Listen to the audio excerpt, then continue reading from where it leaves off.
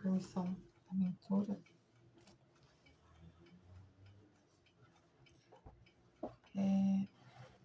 Então, a gente vai ler agora na página 254. A gente está no Evangelho de Lucas. Deixa eu só voltar aqui um pouquinho, que é o capítulo 17, no versículo 21, que diz. Então, versículo 21, capítulo 17 do Evangelho de Lucas. Nem dirão, vede aqui ou vede ali, pois o reino de Deus está dentro de vós. Se não estivesse, como nós conseguiríamos, na jornada material, manter nosso equilíbrio emocional, moral, nosso discernimento, toda a nossa individualidade num contexto tão heterogêneo e desafiador quanto a encarnação? Se o reino de Deus não estivesse dentro de nós, mas no exterior, não só da perspectiva farisaica, da artificialidade, né? Da materialidade, do orgulho, mas também não esse reino de Deus exibicionista com pompas, mas se ele estivesse assim, ou até numa simplicidade, mas se a gente prescindisse de um ambiente calmo, homogêneo, em afinidade conosco para sermos quem somos, ou seja, esse reino estivesse fora de nós, tal qual somos, para que vivêssemos nesse reino, na matéria nós não seríamos capazes de alcançar nossas metas, né? As provas e também o autodesenvolvimento, pois sucumbiríamos a cada enfrentamento, a cada desafio, a cada adversidade, a cada assimetria encontrada entre pessoas e situações que não coadunam conosco. De grande falta de afinidade, de similitude, né? As divergências naturais que acontecem e que também no plano espiritual tais divergências são naturais quando nos colocamos a trabalho de uma coletividade. Pode ser a encarnar, né? Mas pensando em outros planos, em outras colônias, em outras esferas, quando estamos voluntariamente empregando esforços em coletividades diversas e precisamos nos manter sóbrios, perseverantes na nossa identidade, nos nossos preceitos morais, com um equilíbrio emocional diverso daquele ambiente. E com isso nós ajudamos, porque a gente oferecer, se estivéssemos nas mesmas condições, a oferta seria diversa, seria diferente, né? Mas pode ajudar aquele que tem algo de diferente a contribuir. O reino de Deus dentro do ser permite que a gente agregue sem subtrair. É uma nova perspectiva. Se pensarmos que não temos toda a realidade, no máximo, se estivermos certos, temos uma face verdadeira da realidade, sem ilusão.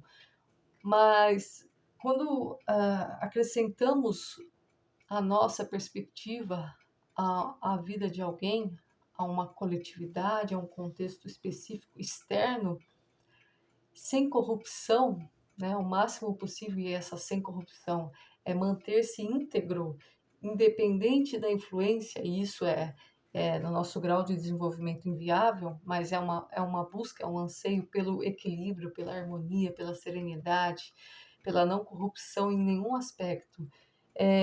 A gente consegue agregar, enriquecer a perspectiva alheia, o contexto, e isso é uma via de mão dupla, mais do que de dupla via, ela tem diversos entroncamentos, né, diversos acessos e saídas, e está longe de ser uma estrada retilínea ou única, mas que esse aglomerado, até um pouco de uma perspectiva inocente, esses encontros múltiplos, ocasionais e ingênuos, eles por mais diferentes que sejam, eles agregam a todos. E é imprescindível que mantenhamos o reino de Deus aceso dentro de nós, se não ainda na conquista, mas na tentativa de, para que não desvirtuamos a experiência terrestre, como também outras experiências, mas nos cabe nesse contexto muito falar sobre a trajetória num planeta com tantas oscilações morais, civis, históricas, oscilações mesmo, não tendendo sempre ao mesmo, mas oscilando bastante de uma forma até imprevisível, porque é o livre-arbítrio de muitas criaturas num contexto desafiador para todas, para cada uma delas. E nós buscamos na religiosidade e também na espiritualidade, na espiritualização do ser, algo que transcenda esse contexto limitado em que vivemos. Até para entender, numa perspectiva existencialista, e através da mediunidade, através da comprovação da vida após a morte e das revelações do Espiritismo, nós sabemos que tudo isso se encaixa numa proposta de desenvolvimento. Então, a gente parte para essa desmaterialização, vivendo num mundo encarnado que não é o mundo material, mas é um mundo moral, ou deveria ser. Deveria ser a busca pelo mundo moral, a busca por viver aqui os preceitos morais, emocionais do Cristo, independente da religião, mas sempre buscando uma perspectiva que transcende as necessidades físicas, a previsibilidade na esfera material, do momento da encarnação, do momento da desencarnação, de qual a missão, mas vivendo um dia de cada vez, mas esse dia sempre repleto de oportunidades de se amar, de se resgatar serenamente, de se manter o mais positiva, o mais positivo possível nos desafios de aspecto moral. Há diversas maneiras de agregar em uma situação, de tirar dúvidas, de colaborar, de dizer não, de dizer sim, de ajudar, mas nem sempre a ajuda cabe ali, como esperado pela contraparte, pelos nossos próximos. E tem cobranças morais a respeito dessa nossa participação e nós precisamos estar bem resolvidos internamente para não vacilarmos às pressões externas, as pressões até internas emocionais, as dúvidas, a imaturidade. O anseio por aprovação é um deles.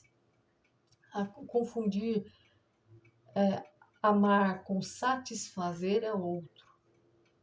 Mas qual é a melhor ajuda e como manter-se equilibrado para agir da melhor maneira que racionalmente já conquistamos esse discernimento? Tudo isso parece simples, mas no cotidiano, que nós temos que separar o mais adequadamente possível, o cotidiano no diário, no momentâneo, na atenção plena, de colocarmos os esforços naquele momento com a pessoa ali, com a situação em que estamos naquele dado assunto, naquele dado local, aquele desafio. E acreditar em Deus que virão insights, virão ideias, recursos para resolvermos o atual, que nem sempre temos o necessário, tanto de discernimento quanto recursos dos mais diversos, até de equilíbrio, e delegarmos no próximo momento as outras decisões, as outras tarefas, mas aquela mesma, aquela unitária, aquela atual, considerando o aspecto mais emergencial que nos chama a atenção e é encaminhado pela vida.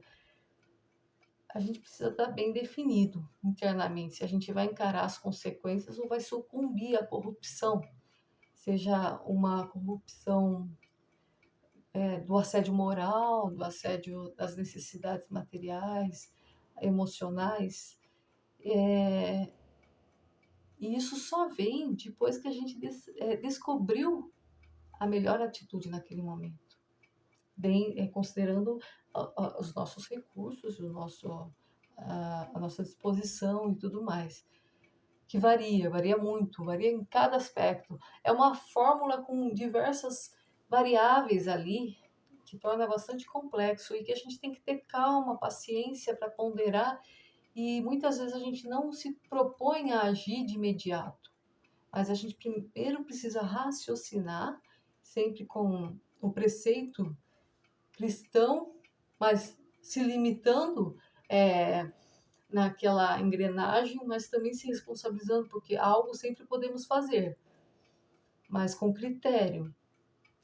E esse reino de Deus é esse agir, mas não é o qualquer agir, é fazer o bem que o outro espera ou fazer algo de bem, mas é às vezes até uma instrução negativa, a contestação, mas de forma respeitosa, mas de forma instrutiva, de acordo com o nosso exemplo, não só naquele momento, mas em momentos diversos, da transformação, da perseverança nessa conquista do agir moral, do viver moral e não viver material, do viver cristão.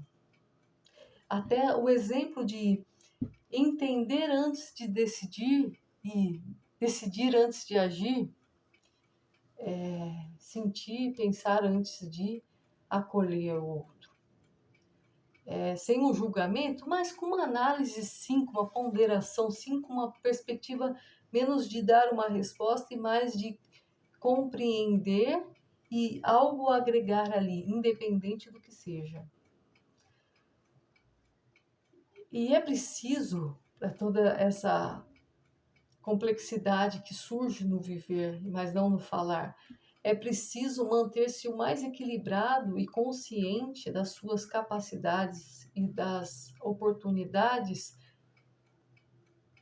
E esse reino de Deus é isso, é essa esfera psíquica criada por cada um de nós, e só nós somos responsáveis por isso.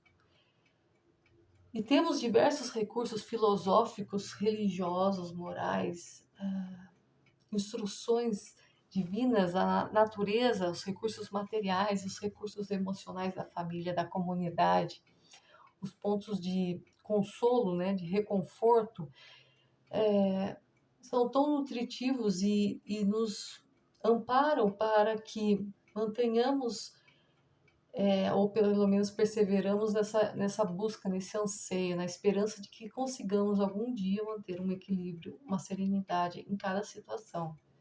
E por mais que já estejamos agregando algo ao nosso ser, na tarefa diária, cotidiana, de lidar melhor com as situações, as previsíveis e as imprevisíveis, é inegável que ainda temos muito que melhorar naquilo que já fazemos de bem.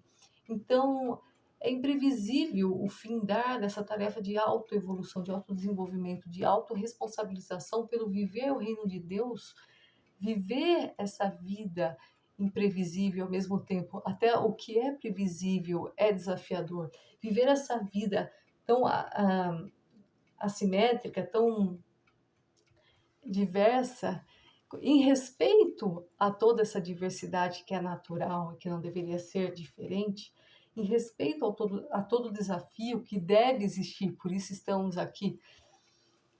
Mas é uma aceitação em parceria com a sua individualidade, em parceria com a individualidade das demais pessoas, em parceria com a existência da realidade, mas não com a síndrome de Gabriela, não com aquela situação nem de antagonismo, nem de disputa, né? Não é o antagonismo, não é a disputa, não é o instinto predatório, mas é se colocando capaz no direito e no dever de ser você ali, por mais que incomode. E, novamente, assumindo a responsabilidade, assumindo pelo menos um certo, isso ajuda a manter o reino de Deus, assumindo um compromisso consigo de que virão repercussões do seu posicionamento, das perguntas, da tentativa de analisar, da tentativa de decidir como proceder ali, como ajudar, como intervir, como coexistir. E até a mudança, né? Até a mudança pode incomodar. E a gente precisa se resolver emocionalmente, a gente precisa enxergar isso e aceitar que, independente do nosso posicionamento, virão reações das mais diversas, tanto imediatamente quanto no decorrer do tempo. Nós perdemos sempre, mas a gente escolhe o que assim, a gente não escolhe de uma forma cartesiana, mas a gente escolhe a que nos ateremos, e a leveza da consciência, né, o jugo leve,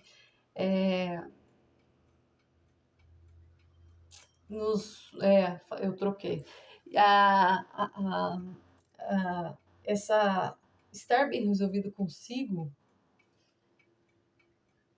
mesmo que a gente não se resolva em grupo, ou não coadune com o meio, com a cultura, com a moralidade, enfim,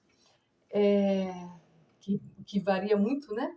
De contexto em contexto, histórico, geográfico, cultural, religioso e dos mais diversos, profissional. A gente está bem resolvido nos ajuda a manter esse reino, a manter esse equilíbrio, nos colocar próximo a algo, o nosso referencial, e com isso bem lidarmos, ou talvez melhor lidarmos, com os impactos externos à revelia, né? As oposições e os conflitos que surgem, porque por mais que não tenhamos, ou tentemos não ter, ou alimentar o instinto de disputa, de rivalidade, de domínio, né? Cavando outro poço, cedendo espaço, deixando bem público, né? De que aquilo é apenas uma perspectiva e de que eu me sinto no dever de contribuir com algo, mas não de impor isso, né? Ainda assim, isso pode, pode inflamar, né? Inflamar os ânimos, né? Pode causar quixas. E é nesse ponto que essa referência moral do Cristo, que é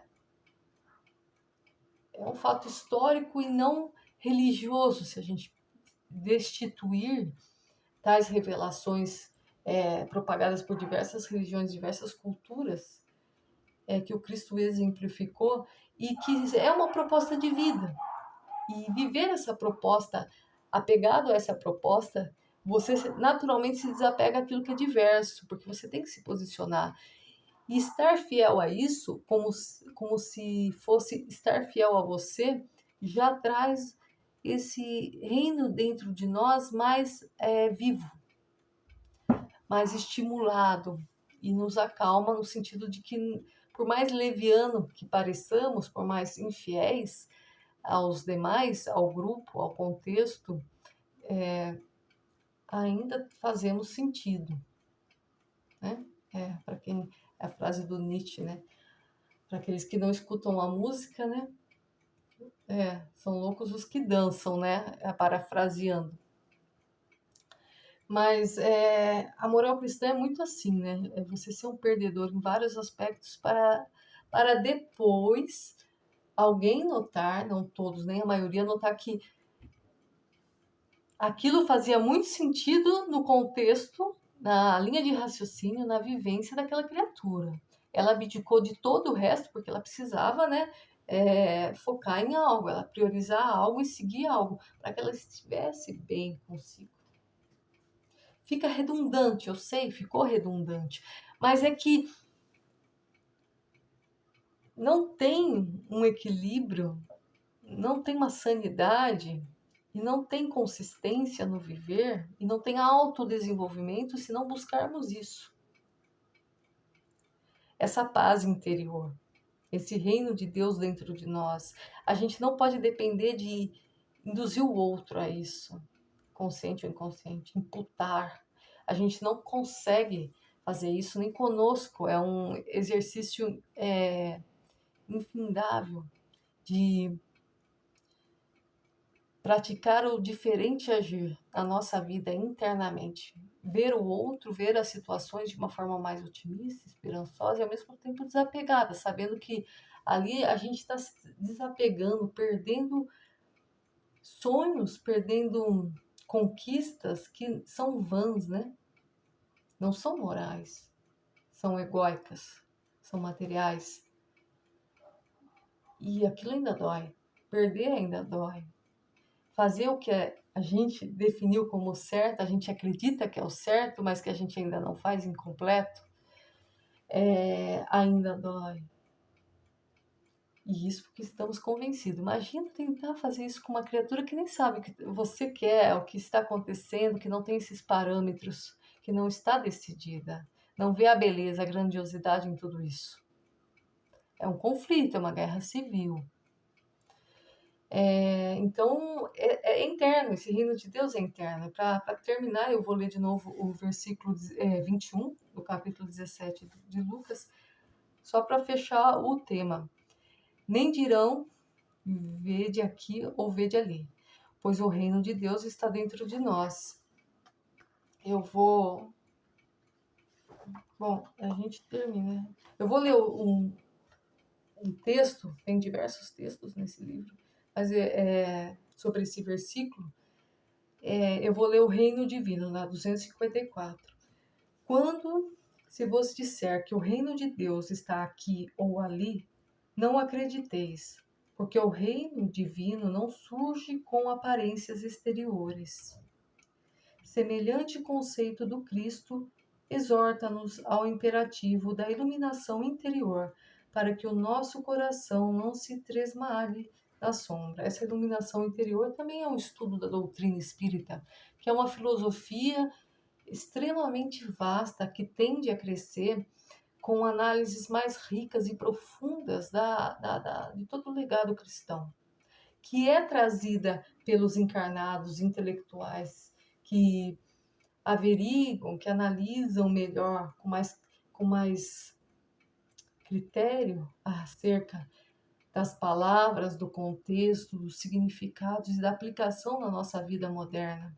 Mas também é trazida, repaginada, aprofundada através da mediunidade dos benfeitores espirituais que enriquecem o que antes não conseguiríamos entender se nos fosse dito.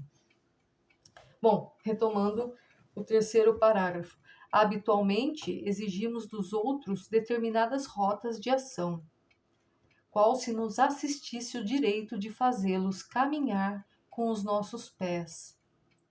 Cristãos de outras interpretações do Evangelho, reclamamos de pastores humanos a salvação de nossas almas. E quando espíritas, aguardamos que médiuns e benfeitores nos exonerem da responsabilidade de praticar e sofrer em nosso próprio aperfeiçoamento.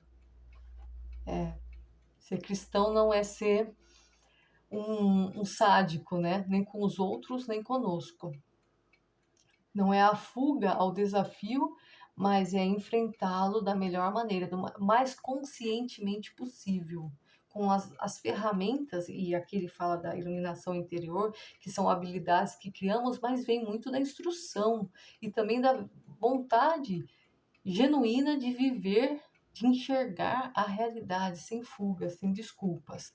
Retomando, é por isso que as falsas profecias proliferam com tanta intensidade nas escolas cristãs, multiplicando as legiões de espíritos sofredores a se desvairarem no desespero depois da morte. É a desilusão, né? É o despertar que requer um purgatório, né? Que requer um momento de um pouco mais, um pouco menos, óbvio, mas requer um momento de choque, de perda da vida material, interna falando. O ser se percebe errado ao viver materialmente, quando deveria ter vivido aqui moralmente. O desenvolvimento é moral, não é material. Por que eu falo isso? Porque nos planos superiores, nós aqui vivemos na Idade Média, nos recursos materiais. Lá, a tecnologia, a ciência é muito mais desenvolvida e nos cabe trazer essas revelações durante as encarnações. Mas o foco é moral. Quanta tecnologia, como na Terra, hoje a gente estava falando sobre isso, como aqui no planeta Terra, olhando o planeta num contexto abrangente, a diversidade, a desigualdade científica, a de vida, nos mais diversos continentes. Não pode falar que tem um continente que tenha, até na Austrália, né? A gente tem os considerados aborígenes numa estrutura social extremamente marginalizada e arcaica e não tem nenhuma justificativa a não ser o instinto de seita. Tecnologicamente, cientificamente, não existe motivo para ter tanta desigualdade. Até do ponto de vista do capitalismo, nos é interessante explorar as humanidades para desenvolvimento delas, para consumo, expandir a tecnologia, a ciência para todos os cantos de cada continente. Então, o instinto do egoísmo, essa diversidade material, não é o foco aqui, mas o moral, porque se desenvolvêssemos o moral, vivêssemos o moral, essas desigualdades facilmente se amenizariam, né? Mas quando a gente desencarna, depois da morte, a gente percebe que viveu sempre o material, ou a maior parte do tempo o material, quando deveríamos ter vivido o moral. E a vida perdeu o significado, né? As recompensas, quais seriam? Bom, prosseguindo, é que nós mesmos, quase sempre receosos da própria consciência, buscamos oráculos que nos engodem, né? Engodem a mente com sugestões imaginárias. Então, vou ler de novo que eu parei. Buscamos oráculos. É que nós mesmos, quase sempre receosos da própria consciência, buscamos oráculos que nos engodem a mente com sugestões imaginárias, acerca de méritos que estamos longe de possuir, auxiliando-nos a fuga calculada da áspera região em que se nos configuram os deveres maiores. Reconhecemos que o reino celeste se encontra em estado potencial no íntimo de todas as criaturas e que somente construindo-o em nós e desdobrando-o adentro de nós mesmos é que alcançaremos a chave da grande compreensão, a investir-nos na posse da grande luz. O emocional é consequência do moral, mas está muito associado, né? Nesse sentido, é justo recordar que o Divino Mestre não apenas traçou o acerto que nos serve de apontamento ao estudo, e sim que ele viveu a expressão mais profunda, aceitando, sem reclamar, as lutas e as dores que lhe foram impostas, padecendo por auxiliar e angustiando-se sem merecer, ensinando-nos, porém, a receber com valor as cruzes que nós mesmos talhamos para atingir. Em plenitude de alegria e vitória, o terreno seguro de nossa suspirada ascensão. A receber com valor as cruzes que nós mesmos talhamos para atingir, em plenitude de alegria e vitória, o terreno seguro de nossa suspirada ascensão. Vale dizer que eles falam que a gente tem que aceitar os desafios de forma resignada, senão teríamos que voltar com as mesmas provas, viver os mesmos desafios. para que aprendamos, para que passemos na prova. Mas o que é isso? É um sadismo? Não. Quando a gente perde o equilíbrio, quando a gente perde essa estrutura que se chama, né, se convenciona como reino de Deus, né, a paz íntima, a mínima serenidade, a harmonia interna para viver aquele desafio, ou seja, a gente não tem resignação, a gente está revoltado, a gente está totalmente desequilibrado, a gente não compreende, não aceita e, e busca fuga à realidade, com culpas, com vícios, com rebeldia, com violência, das mais diversas, com materialidade, né? Fugindo ao questionamento moral. E com qual referência moral, né? Então, quando a gente foge desse exercício do bem viver, que é único, é individual, é intransferível, a gente não tem a resignação, a gente não tem um enfrentamento, o caminho reto, né? É você diante das pressões, das oscilações, de toda essa situação, você tem que se posicionar com uma certa consistência a partir daquele referencial cristão. Se você não tem isso, você, como um bambu, está oscilando conforme as oportunidades, as situações, as pressões, as inseguranças, que muitas vezes não é malicioso, mas você se sente inseguro mesmo, você cede, ou por imaturidade e ignorância, você não tem discernimento ainda o que é o melhor naquela situação, tem dúvidas, mapeia algumas, mas não decide. São cenários que você está em conflito. E quando você não tem a resignação, você tem a revolta, você tem estou desamparado, não sei o quê. Isso é injusto, né? O vitimismo, você fica cego. A pessoa cega-se, a pessoa se coloca como vítima. E a vítima, é difícil falar isso, mas a pessoa que se sente vítima, ela não se responsabiliza pelo que está vivendo. Né? Você falou assim, não, eu fui agredida por tal pessoa. Você não se responsabiliza. Tá, a gente não está dizendo quem é o culpado pela violência. Até porque você acabou de falar, eu fui agredida por tal pessoa. Mas a responsabilidade é só sua. Porque você vai ter que lidar com aquela agressão. Mas se você estiver com revolta, se você se colocar como vítima, para tudo. Você não se responsabilizou. Você delegou a situação para aquela, para o que ocasionou, para a pessoa, para o contexto externo, seja lá o que for. E então você precisa ser acolhido, você precisa ser, de alguma forma, justiçado, revidado. E qual é o aprendizado, qual é o desenvolvimento de uma criatura que se coloca tão ociosa, tão à mercê, né, da vitimização? Ela vai procurar um hospital para recuperar daquela violência? Ela vai procurar uma autoridade, seja qual for? Ela vai tentar entender como aquilo aconteceu, como essa pessoa veio, existem pessoas assim, como eu deveria agir. Não se colocar como merecedor de viver aquilo simplesmente, mas é entender como isso aconteceu. E muitas vezes a gente não entende que isso perpassa por mais de uma encarnação. E é difícil a gente identificar a origem verdadeira disso. De muitos conflitos, de muitas desavenças, sem justificativa imediata, mas que surge naturalmente ali, espontaneamente do outro, que pode evoluir para uma violência material, sexual, física, econômica. Então, assim, mas a gente, independente do motivo, que nem sempre rastreamos, a gente tem que se colocar com algum critério para se proteger, né? Como diriam na Bíblia, fugir para a montanha, né?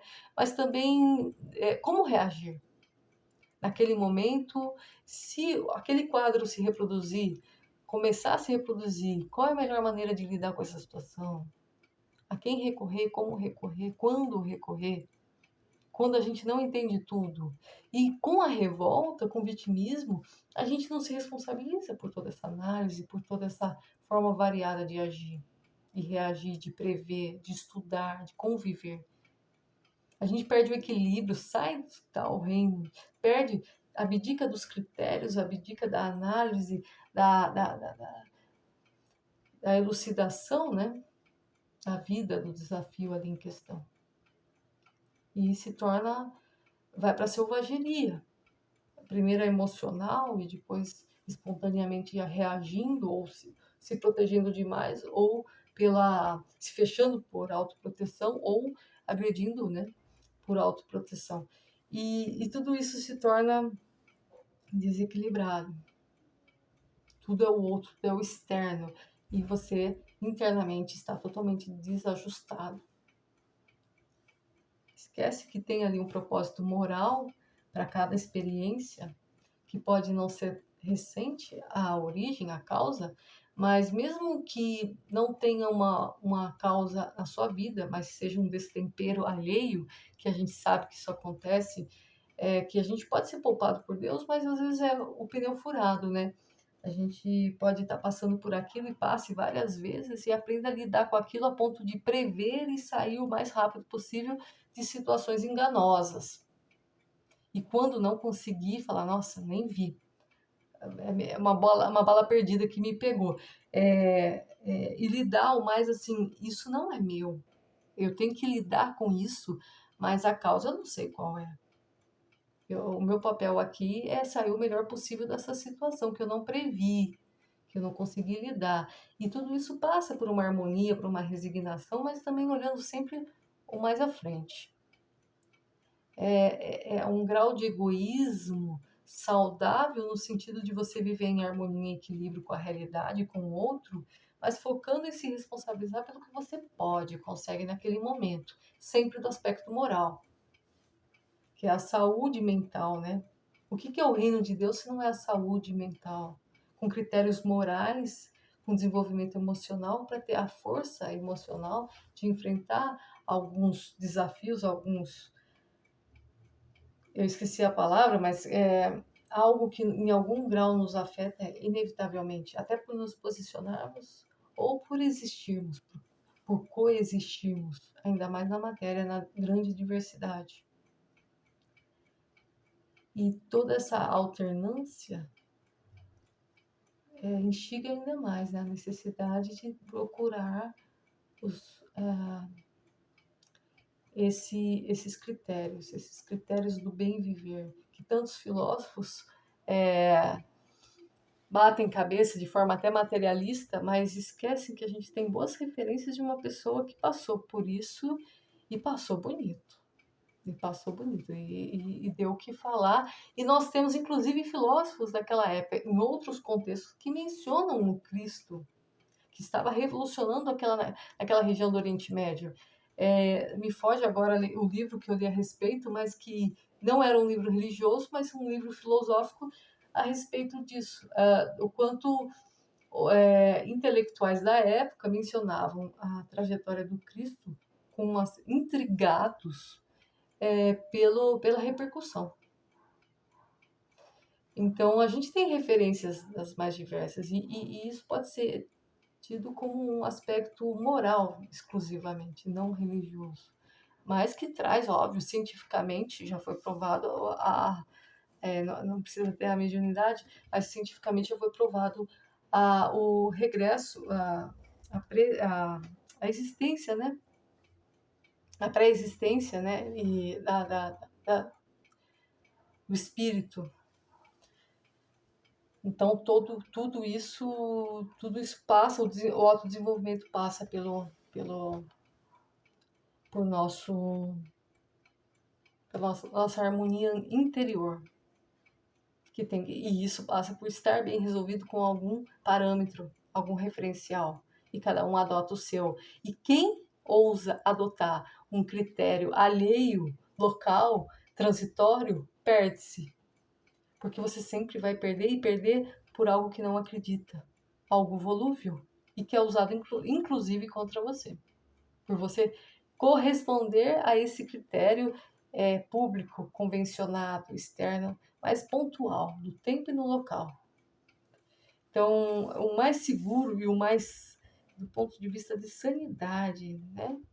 É você ter o seu próprio critério e fazer escolhas no decorrer de toda a sua vida de acordo com esse critério.